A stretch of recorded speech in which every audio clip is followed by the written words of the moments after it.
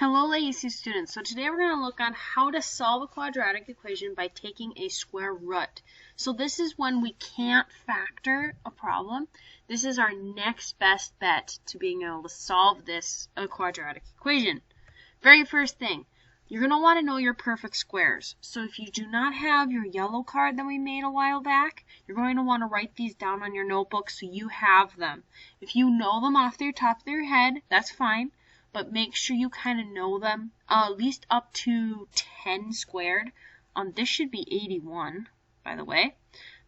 Take a look, make sure you know at least 10 squared. All the way up to 10 squared is about where we're going to go to. So, solving these kinds of equations. Basically, what you're going to want to do first is get x squared alone. So, our very first step, so we're going to go upside down from PEMDAS. So, we're going to add or subtract first. So, I'm going to add 75 first. Get 3x squared equals 0 plus 75. That is 75. Need the x squared alone yet, so let's divide by 3. 75 divided by 3, that's 25. Now, I into an x squared. So now, to undo that x squared, what you're going to need to do is you're going to take the square root on both sides. Okay? So that square root gets rid of that squared. You're left with just an x. Now, what is the square root of 25? 5. But now, think about it. 5 squared can give you 25, but also negative 5 squared can give us 25.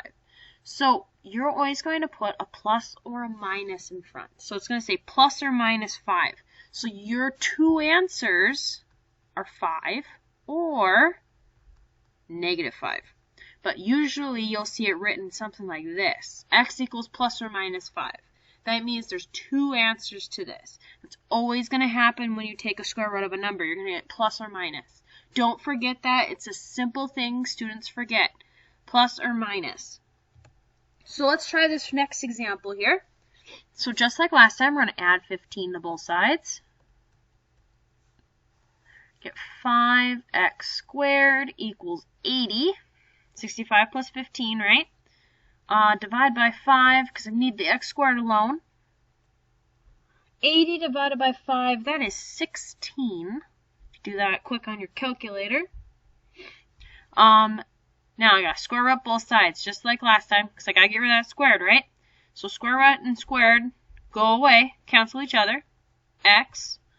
What's the square root of 16? Let's look back here. Oh, 4. Now, took a square root. Plus or minus. So my two answers, x equals 4, x equals negative 4. So my two answers, if I plug those in, it would work as my x.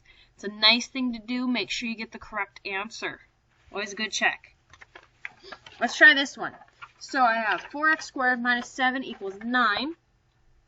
Let's add 7 to both sides. So I get 4x squared equals 16. 9 plus 7, I believe that's 16. Divide by 4, it looks like. 16 divided by 4, that is 4. Square root both sides. Get rid of that squared. X equals square root of 4, 2. Oh, but wait. What do I need to put in front of that 2? Plus or minus. So my answer is x equals plus or minus 2. So either positive 2 or a negative 2 will work for x.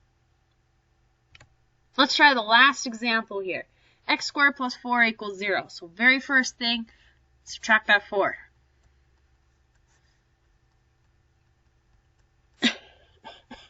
Okay, x squared equals negative 4. Square root both sides. Squared and square root cancel, and we're left with x. Now, what is the square root of negative 4? You can't take a square root of a negative number. Let me repeat that. You cannot take a square root of a negative number.